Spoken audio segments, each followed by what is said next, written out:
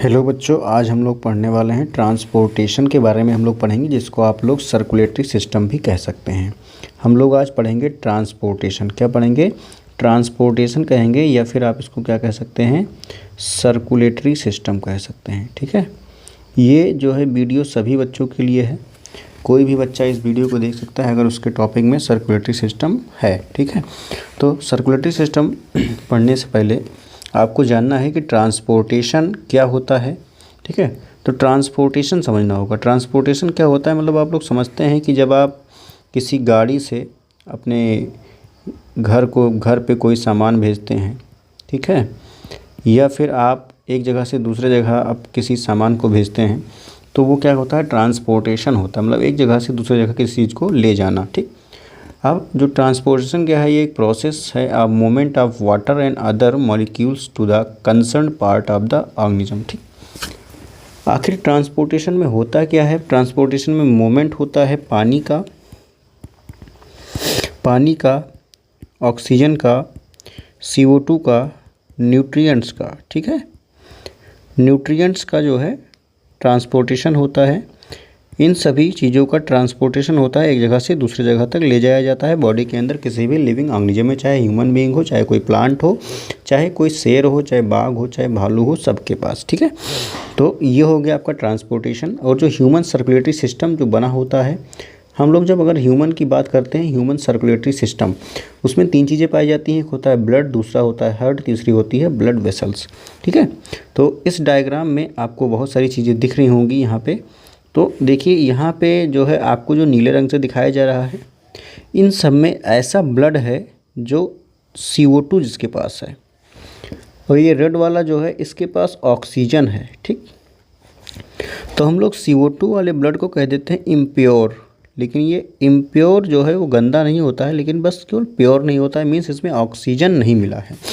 और ये जो O2 मतलब रेड वाला जो है, ये क्या हो जाता है, आपका प्योर ब्लड हो जाता है। ठीक है, प्योर ब्लड हो जाता है।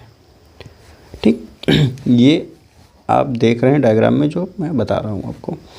अब उसके बाद जब हम लोग देखेंगे तो यहाँ पे सबसे पहले हम लोग एक एक कंपोनेंट्स की बात कर लेते हैं जिससे हमारा सर्कुलेटरी सिस्टम मिलकर के बना है। तो सबसे पहले बात आती है ब्लड की। ठीक है, और ब्लड की स्टडी जो है एक ब्रांच में की जाती है जिसको हम लोग कहते हैं सेरोलॉजी। क्या कहते हैं? सेरोलॉजी कहते हैं। और ब्लड को हिंदी में कहा जाता है रक्त, उर्दू में कहा जाता है लहू। ठीक, मतलब खून। सेरोलॉजी जो है ब्रांच है जिसमें स्टडी की जाती है ब्लड की, या फिर हेमेटोलॉजी है। 2 ब्रांच हैं जिसमें हम लोग सिर्फ और सिर्फ किसकी स्टडी करते हैं, हेमेटोलॉजी है। ठीक है, जिसमें हम लोग ब्लड की स्टडी करते हैं। These are the branch of bio in which we study about blood. ठीक, अब ब्लड है क्या? एक लिक्विड कनेक्टिव टिश्यू कहो, चाहे फ्लूइड कनेक्टिव टिश्यू कहो। ठीक, कनेक्टिव टिश्यू क्यों? मतलब कनेक्टिव लिखा हुआ, इसका मतलब ये हमारे बॉडी के हर एक पार्ट को कनेक्ट करने का काम करता है, जोड़ने का काम करता है। अब ब्लड के पास होते क्या क्या हैं? ब्लड में आपकी 2 चीज़ें मिलती हैं। आपको मिलता है फ्लूइड मीडियम जिसको हम लोग कहते हैं प्लाज्मा, लिक्विड सब्सटेंस मिलता है, और मिलती हैं आपको ब्लड सेल्स। कौन कौन सी? RBC मिलती है, WBC मिलता है, और प्लेटलेट्स मिलता है। ठीक, उसी में सस्पेंडेड का मतलब उसी में घुले मिले होते हैं। ठीक, अब आप लोगों के दिमाग में आता होगा कि RBC का मतलब क्या होता है, WBC का मतलब क्या होता है, प्लेटलेट्स का मतलब क्या होता है। ठीक है, तो RBC का जो मतलब है, मतलब रेड ब्लड सेल। ठीक, WBC का मतलब है वाइट ब्लड सेल्स। ठीक, RBC को हम लोग कहते हैं रेड ब्लड सेल, और WBC को हम लोग कहते हैं वाइट ब्लड सेल।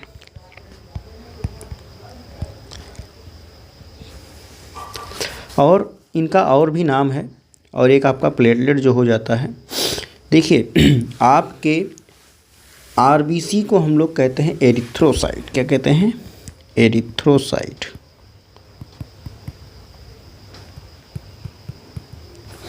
WBC को हम लोग कहते हैं ल्यूकोसाइट।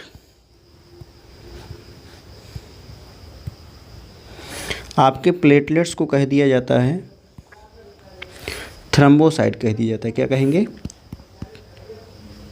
थ्रम्बोसाइट।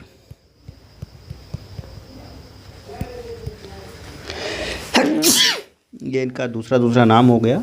ठीक है, आरबीसी का दूसरा नाम है एरिथ्रोसाइट, डब्ल्यूबीसी का दूसरा नाम है ल्यूकोसाइट, प्लेटलेट्स का दूसरा नाम है थ्रोम्बोसाइट। ठीक है, आई होप ये आपके समझ में आ गया होगा। अब उसके बाद हम लोग देखते हैं कि जो प्लाज्मा वाला पार्ट था हमारे ब्लड में, वो ट्रांसपोर्ट करता है फूड को, ऑक्सीजन को, कार्बन डाइऑक्साइड को, और जो नाइट्रोजनस वेस्ट होते हैं इन डिज़ोल्व फॉर्म। डिज़ोल्व फॉर्म का मतलब ये किस में मिले हुए हैं, इसी प्लाज्मा में मिले हुए हैं, आपके ब्लड में मिले हुए हैं। ठीक, oxygen is mainly transported by haemoglobin, लेकिन जो हम लोगों के लिए बहुत ज़्यादा इंपॉर्टेंट हो जाता है ऑक्सीजन, वो कौन लेकर के जाता है, हीमोग्लोबिन। शार्ट में आपको HB लिखा हुआ मिल जाता है। ठीक, अब आखिर हीमोग्लोबिन क्या करता है, ऑक्सीजन को ट्रांसपोर्ट करता है, साथ ही साथ हमारे ब्लड का जो रंग होता है लाल, वो भी किसकी वजह से, हीमोग्लोबिन की वजह से लाल होता है। ठीक है, ये आप लोग ध्यान रखिएगा। उसके बाद आएगा ब्लड। ब्लड के बारे में थोड़ा सा पढ़ लेते हैं। Normal level of haemoglobin in human being, human being में नॉर्मल लेवल क्या होता है हीमोग्लोबिन का, किसी भी व्यक्ति में 14 से 17 ग्राम होता है पर 100 ml में। ठीक, मान लीजिए 100 ml जो ब्लड है उसमें कितना हीमोग्लोबिन होना चाहिए, 14 to 17 होना चाहिए। ठीक है, वोमेन में कितना होना चाहिए, 12 से लेकर के 15 होना चाहिए। चिल्ड्रन में कितना होना चाहिए, 11 से लेकर के 16 होना चाहिए। किसकी बात हो रही है, 100 ml की बात हो रही है।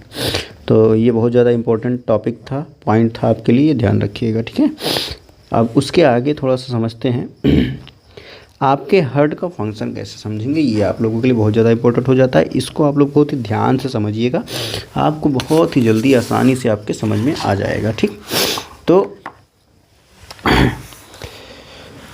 इसको समझने के लिए मैं आपके लिए एक स्लाइड लेकर के आ रहा हूँ। ठीक है, इसको समझाने के लिए मैं आपको एक सिंपल पेज पे मैं आपको समझाऊंगा, फिर मैं यहाँ पे आऊँगा, फिर आपको बहुत ही आसानी से समझ में आएगा। ठीक है, तो चलिए हम लोग स्टार्ट करते हैं यहाँ पे समझना।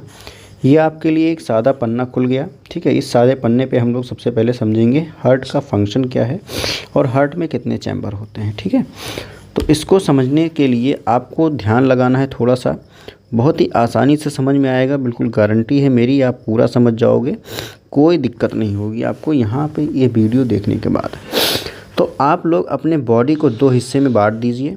एक आपका हिस्सा हो जाएगा क्या, एक आपका हिस्सा हो जाए जो है लेफ़्ट साइड और दूसरा हो जाए राइट साइड। ठीक है, तो यहाँ पे ये हो गया आपका राइट साइड, ये हो गया आपका left side.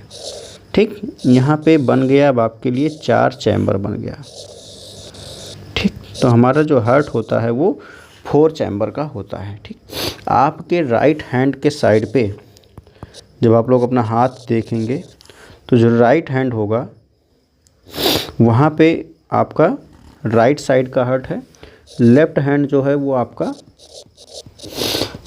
Left hand side मतलब लेफ़्ट साइड का हार्ट है। ठीक है, इसी से आपको पूरा समझा दूंगा, इसी बॉक्स से।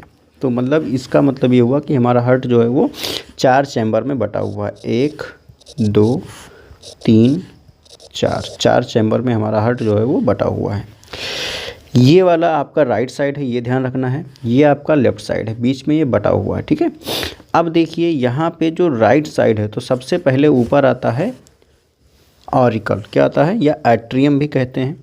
ठीक, तो ये हम लिख देते हैं एट्रियम, कहीं कहीं आपको ऑरिकल भी लिखा हुआ मिल जाएगा, राइट एट्रियम। ठीक, ये हो गया आपका राइट एट्रियम और ये आपका राइट साइड ही है, और ये आपका हो जाएगा राइट वेंट्रिकल, राइट वेंट्रिकल। अब इसी का सेम यहाँ पे लेफ्ट एट्रियम, लेफ्ट एट्रियम, ये आपका हो गया लेफ्ट वेंट्रिकल। ठीक है, समझिएगा ध्यान से, पूरा समझ में आ जाएगा, गारंटी है, आपको कहीं भी भटकने की ज़रूरत नहीं है, इसी से पूरा आपको समझ में आ जाएगा। ठीक है, ये आपका एक साइड का राइट, ये लेफ्ट। ठीक, अब आखिर आपके बॉडी में ब्लड आएगा कहाँ से, आपके बॉडी में ब्लड को लाने के लिए अब आपके पास है अलग अलग पाइप लगी होती हैं आपके ब्लड में, उनको आपको समझना है। ठीक है, अलग अलग पाइप को आपको समझना है। तो आपके हार्ट के ऊपर एक पाइप ऊपर से लगी होती है, यहाँ पे एक पाइप नीचे से लगी होती है। ठीक, तो इस पाइप को हम लोग कहते हैं वेना कावा, क्या कहते हैं, वेना कावा कहते हैं। जो ऊपर होता है उसको सुपीरियर कहा जाता है और नीचे वाले को इन्फीरियर कहा जाता है, इन्फीरियर, सुपीरियर और इन्फीरियर वेना कावा। ठीक है, ये भी आपका वेना कावा ही है। इनका काम क्या है, ये आपके बॉडी के ऊपर वाले हिस्से से, मतलब आपके नेक, आपके हैंड, आपके माइंड से ब्लड को लेकर के आएंगे, आपके दिमाग से ब्लड को लेकर के आएंगे, आपके ब्रेन से ब्लड को लेकर के आएंगे, और ये वाले बॉडी के लोअर हिस्से से ब्लड लेकर के आएंगे, लोअर पार्ट से। ये आखिर ब्लड आएगा तो जाएगा कहाँ पे, सबसे पहले आएगा राइट एट्रियम में। यहाँ पे ब्लड आ गया, लेकिन ये ब्लड कैसा है, ब्लड आपका डीऑक्सीजनेटेड है, इसलिए हम इसको जो है ब्लू कलर से बनाएंगे। ठीक, जिससे आपको समझ में आता रहे। ये आपका ब्लड कैसा है भाई, डीऑक्सीजनेटेड है। ठीक, अब आपके दिमाग में आएगा कि डीऑक्सीजनेटेड तो हार्ट में क्यों आया, ये हार्ट में आया है, अभी हार्ट से जाएगा लंग्स में। ठीक है, और यहाँ पे पाया जाता है एक वाल। ठीक, इस वाल का नाम है ट्राइकस्पिड वाल,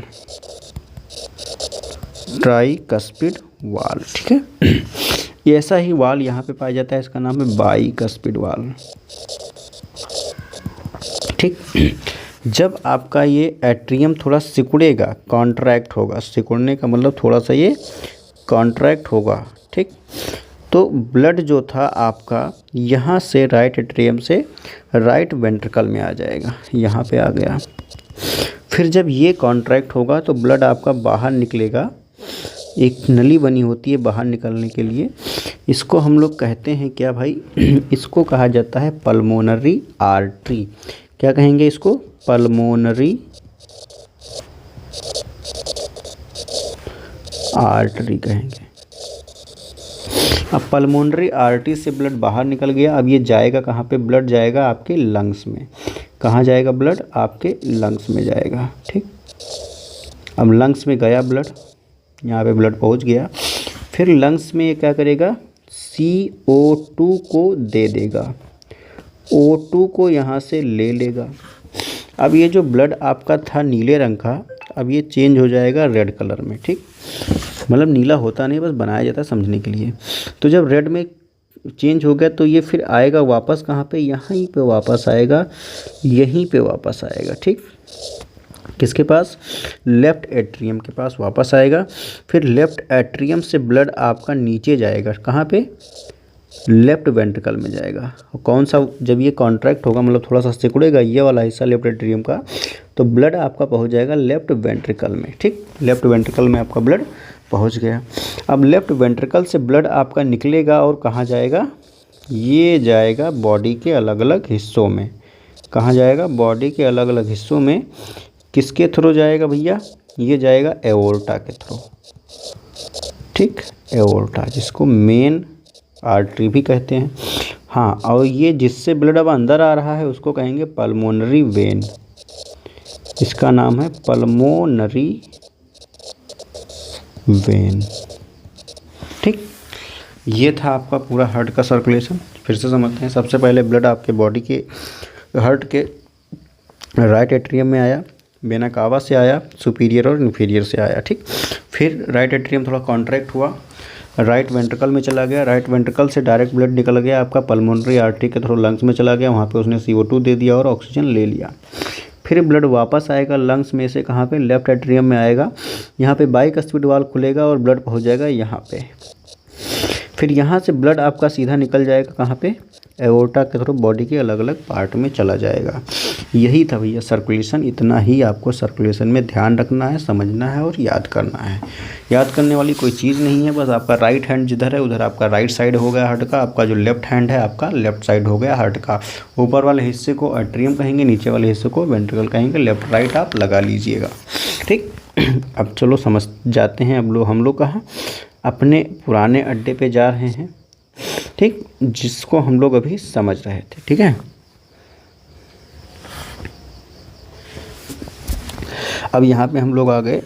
यहाँ पे आपको देखना है ये वेना कावा है। ठीक है, क्या है भाई, वेना कावा। ठीक, vena cava from upper body और vena cava from lower body. ये मैंने आपको नीचे बना के दिखाया था। ठीक, ये ब्लड को लेकर के आ रहे हैं, ये एरो आपको दिखाया जा रहा है, ब्लड को ये लेकर के आ रहे हैं। कहाँ आया ये आपका, राइट एट्रियम में ब्लड आ गया। ठीक, अब राइट एट्रियम में यहाँ पे एक वाल मैंने बताया था, ट्राइकस्पिड वाल, कहाँ पहुँच गया? राइट वेंट्रिकल में पहुँच गया। ठीक है, अब जो बीच में जो हमने डिवाइड किया था वाल, उसको कहते हैं सेप्टम, डिवाइडिंग वाल। ये बीच में जो लेयर पाई जा रही है सेप्टम है। ठीक, अब यहाँ से ब्लड आपका जा रहा है, देखो ये जा रहा है ब्लड आपका बाहर, कहाँ जा रहा है? बाहर जा रहा है। ठीक, बाहर ब्लड गया किसके थ्रू? पल्मोनरी आर्टरी के थ्रू गया। कहाँ गया था? लंग्स में गया था। ठीक है, वहाँ से फिर ब्लड वापस आएगा पल्मोनरी वेन के थ्रू, पहुँचा कहाँ पे? लेफ्ट एट्रियम में पहुँचा। लेफ्ट एट्रियम में पहुँचने के बाद यहाँ पे जो वाल लगा हुआ था वो खुला, बाइकस्पिड वाल, पहुँच गया लेफ्ट वेंट्रिकल में। लेफ्ट वेंट्रिकल कॉन्ट्रैक्ट हुआ, ब्लड चला गया बाहर एओर्टा के थ्रू बॉडी के अलग अलग हिस्से में। बस इतना आसान सा है, क्या परेशान रहते हो तुम लोग। ठीक, आपका हार्ट कैसा है? 4 चैम्बर हार्ट है। एक चीज़ आप और समझ लीजिए, आर्टरी और वेन, आर्टरी और वेन। ठीक, आर्टरी में हमेशा प्योर ब्लड रहेगा, वेन में हमेशा इम्प्योर ब्लड रहेगा। लेकिन अब आपके दिमाग में आना चाहिए, यहाँ पे पल्मोनरी आर्टरी लिखा है तो यहाँ पे इम्प्योर ब्लड बह रहा है। अब इसके आगे अगर पी लिख दिया जाए, मतलब पल्मोनरी लगा दिया जाए, तो इसका काम उल्टा हो जाएगा। ये दोनों एक्सचेंज कर लेंगे अपने आप को। ठीक है, समझ गए? पल्मोनरी आर्टरी लिखा है तो यहाँ पे इम्प्योर हो जाएगा, पल्मोनरी वेन लिखा है तो यहाँ पे प्योर हो जाएगा। साथ ही साथ पी को हटा के हम यहाँ पे आर लिख दें, मतलब renal artery, renal vein. Renal artery में भी हमेशा गंदा खून बहेगा, प्योर नहीं रहेगा, और यहाँ पे प्योर हो जाएगा। ठीक है, आई होप आपके समझ में आ गया होगा। अगर समझ में आया है तो प्लीज़ वीडियो को लाइक करें, चैनल को सब्सक्राइब करें और अपने दोस्तों को भी शेयर कर दें।